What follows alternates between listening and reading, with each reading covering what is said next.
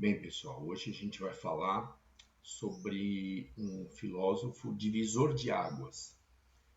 A filosofia antiga, filosofia clássica, né, que vem desde lá da Grécia, como a gente já viu no começo, e a filosofia moderna, que começou a ser pensada por esse filósofo que a gente vai falar sobre ele. E, assim, esse filósofo, na verdade, chamado René Descartes, ele, ele nasceu numa época, assim, ele começou a praticar filosofia na primeira metade do século XVII. Qual era o contexto histórico dessa época? Gente, vocês devem conhecer aí do curso de História que bem nessa época, aí, na primeira metade do século XVII, a gente teve um contexto de mudança, né? Mudança daquele pensamento medieval, teocêntrico, para o pensamento iluminista antropocêntrico. Né? A gente teve mudança da antiguidade para a modernidade. A gente teve o desenvolvimento da filosofia natural, que é o nome que eles davam na época para a ciência. Nesse contexto social, né, e histórico, também a gente vai observar uma mudança muito grande entre a tradição que a Igreja Católica trazia com São Tomás de Aquino, baseado na filosofia de Aristóteles, e o mundo novo, da ciência mesmo, do desenvolvimento científico. Gente, trocando em miúdos, o que significa essas transições todas que eu falei? Significa guerra, significa choque de opiniões entre duas forças muito poderosas, que eram os pensadores humanistas, os pensadores do Renascimento, né, da modernidade, e a velha tradição da Igreja Católica. Vocês lembram também que durante toda a Idade Medieval, a Idade Média, a gente teve o controle da cultura e da. Não havia ciência, mas o controle da cultura, do que podia ser lido e do que não podia ser lido, e principalmente, gente, a autoridade. As autoridades eram eclesiásticas, ou reais, ou da nobreza, mas só elas poderiam dar argumentações, só elas poderiam argumentar a respeito de conhecimento, entendeu? E de preferência a igreja. As autoridades da nobreza, elas se dedicavam mais à manutenção da ordem e da política. Mas assim, de qualquer forma, eram autoridades também. Então, quando houve essa transição entre a tradição antiga católica, da Igreja Católica, para a modernidade, gente, houve um conflito de opinião muito grande. Por quê? Porque aquele conceito de autoridade passou a ser desmantelado pela modernidade. De que maneira? Eu vou citar o Nicolau Copérnico como exemplo. Até o Nicolau Copérnico, acreditava-se que a Lua era uma esfera perfeita, brilhante, como descreveu Aristóteles, lá na Grécia, muito tempo atrás, meio século, 5 séculos antes de Cristo. Então veja bem, gente, quando Aristóteles inventou a luneta, quando Galileu inventou a luneta, e qualquer pessoa que olhasse lá na luneta dele ia perceber que o solo da Lua era totalmente esburacado, cheio de crateras, enfim, era acidentado, não era aquela esfera polida. Isso, além de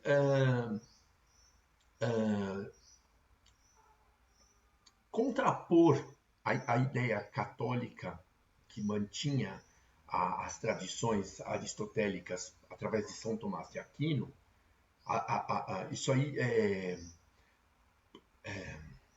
antagonizou com essa ideia da Igreja Católica. Além disso, ainda criou uma possibilidade de qualquer pessoa, mesmo sem autoridade, qualquer pessoa seria capaz de deduzir isso aí, que a Lua era assim, assim, assado, cheia de crateras e buracos, era uma superfície acidentada e não uma bola polida, não uma esfera perfeitamente redonda, assim, sem acidentes, como descreveu Aristóteles. Então, quer queira, quer não, isso foi um choque cultural muito grande. Como é que se refletiu esse choque cultural? Através de diferenças sociais, através de atritos sociais. E esses atritos sociais passaram a ser tão grandes, tão volumosos, que promoveram guerra na Europa no século XVII. Além dessas guerras por diferenças de opinião, as perseguições da igreja, as censuras que as autoridades da igreja católica, as autoridades eclesiásticas promoviam, teve o grande boom, a grande faísca para provocar um grande conflito na Europa nessa época, que foi a revolução religiosa, a revolução luterana, que deu origem aos protestantes, entendeu? Porque, veja só, aquela bula das 95 teses de Martinho Lutero, ela não só contestava alguns pontos filosóficos da igreja, ela contestava a autoridade da igreja como um todo. Tanto que o Martinho Lutero, vocês devem ter estudado, teve que se refugiar, ele foi perseguido pela igreja, tal, enfim. Mas isso aí causou um grande rebuliço cultural que acabou em guerra, que assim, promoveu conflitos sangrentos entre protestantes e católicos na Europa. Na França, a Guerra dos 30 Anos. Na Inglaterra, a sucessão da dinastia Tudor. E aí teve aquela história do Mayflower, daquele navio zarpar para um novo continente, a busca de uma paz, um território só para os protestantes e dar origem aos Estados Unidos da América. Mas isso é história, tá? A gente está contextualizando a época em que o René Descartes começou a praticar filosofia. Bem, retornando para o nosso herói, para o René Descartes. Gente, qual foi a grande afirmação... Desculpa, tem um mosquitinho voando no meu rosto aqui que está me incomodando. Qual foi a grande afirmação do René Descartes? Porque além de filosofia, ele estudou matemática. Ele era um cara que teve condição de estudar as duas vertentes. Muito bem, ele estudou filosofia com os jesuítas, estudou toda a filosofia clássica e toda a filosofia medieval até então, e estudou matemática também. Aí um belo dia ele chega e fala assim, bom, na filosofia, as verdades, as afirmações filosóficas, elas não são certezas, não são evidentes.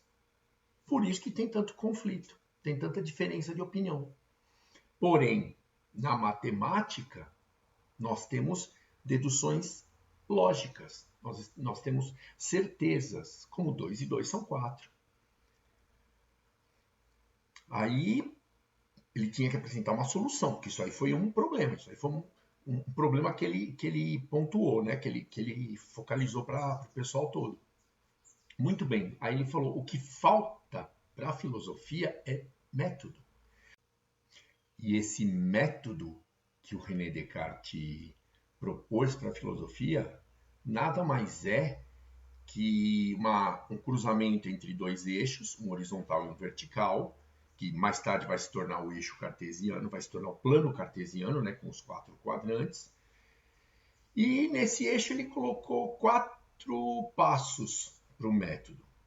O primeiro era a análise, né, a investigação criteriosa das evidências. Ou seja, ele afirmava que não se devia emitir juízo de valor sem antes investigar as evidências de um fato, de uma informação. Né? Por exemplo, o que eu falei da Lua. Uma pessoa, se ela não tivesse conhecimento de astronomia, se ela não tivesse conhecimento nenhum do universo, ela sentaria assim, olharia a Lua e acharia que a Lua era daquele tamanho, né? Quando a gente está aqui na Terra olhando a Lua a olho nu, a gente vê uma estrelinha, vê um negocinho pequenininho. Outra coisa, uma pessoa que não tivesse noção do fenômeno da refração da luz, sabe quando a gente põe água num copo? Vocês devem ter feito essa experiência em ótica, né? na disciplina de física. Você coloca um lápis ou uma caneta ou qualquer objeto dentro de um copo com água, você vai perceber que a parte que ficou fora da água está numa posição e a parte que ficou dentro da água está em outra. Vai parecer que o objeto está torto, né? Que está adulterado. Isso aí nada mais é que o fenômeno da refração da luz. Outro exemplo é barulho. Às vezes a gente escuta um barulho, pensa que ele vem de um certo lugar, vem de uma... Vamos supor que ele vem... Você está em casa, aí você começa a escutar uma festa, lá, um som bem barulhento. Você tem certeza naquele momento que o barulho está vindo do teu vizinho esquerdo. Para vocês é vizinho direito, enfim. Na verdade, você acabou de mudar para lá, então você não conhece os vizinhos, né? Você não sabe quem ouve som alto tarde, quem não ouve. Mas o sentido... Na verdade, o barulho vem do outro vizinho, tá? Só para a gente terminar.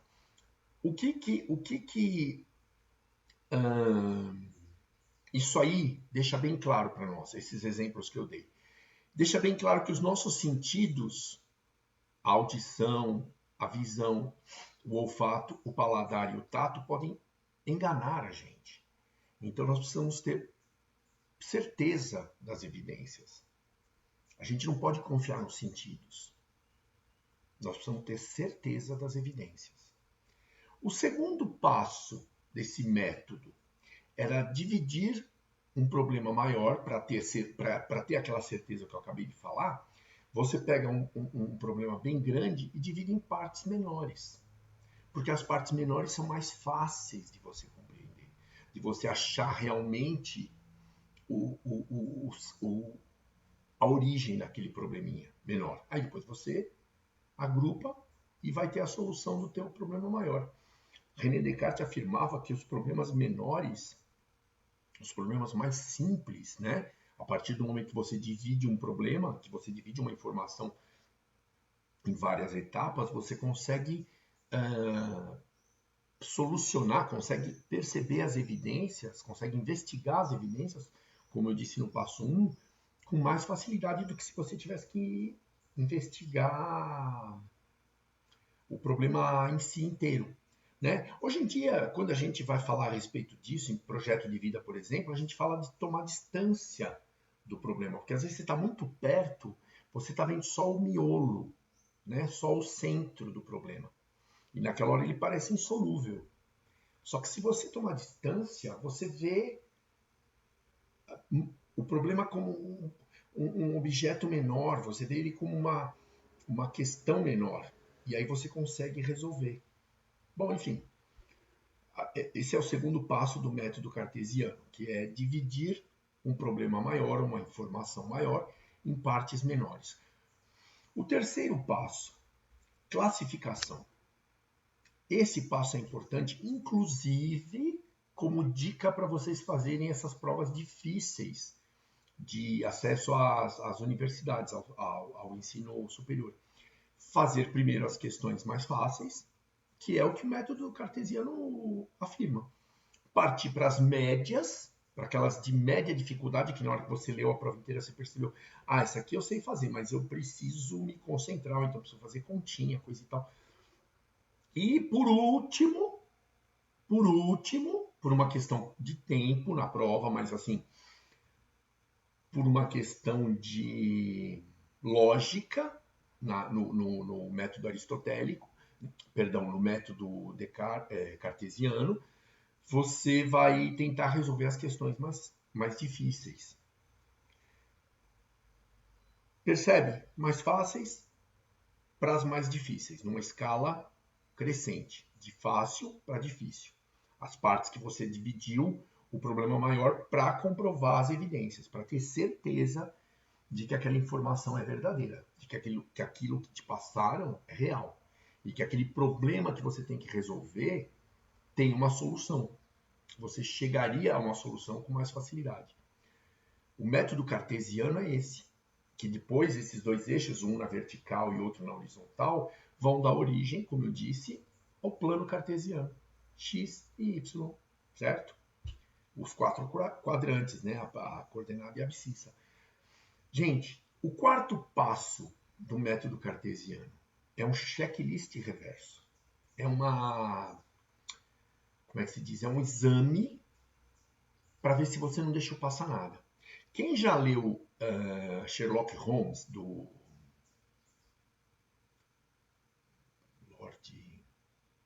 enfim, Sherlock Holmes. Quem já leu Sherlock Holmes percebe que o Sherlock Holmes, quando chegava na cena de um crime, tem uma parte em todas as histórias do Sherlock Holmes. Sir Arthur Conan Doyle, lembrei.